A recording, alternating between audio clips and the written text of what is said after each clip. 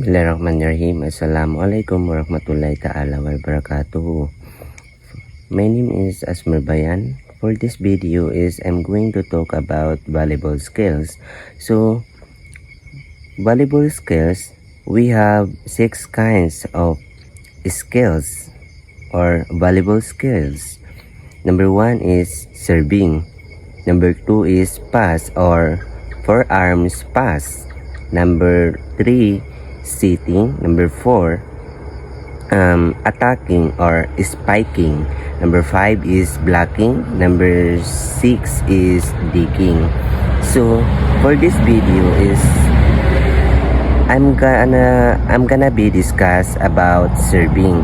So serving, we have 3 kinds of serving. The first one is underhand serve. The second one is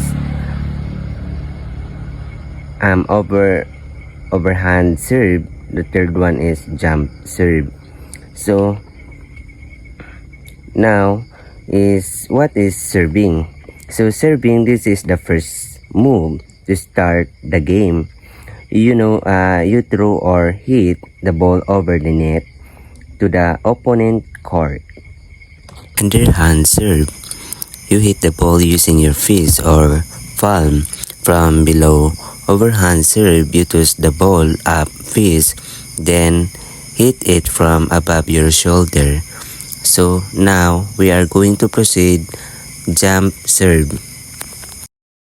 Jump serve, this is like an overhand serve but with a jump to make the hit stronger. That is my video presentation. Volleyball skills, serving number 1. So don't forget, serving number 1, we have there are 3 kinds of serving. The first one, under serving.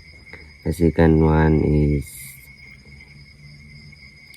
overhand serve, and the lastly is jump serve. So our next videos is number 2. So the number 2 video is passing or forearms pass.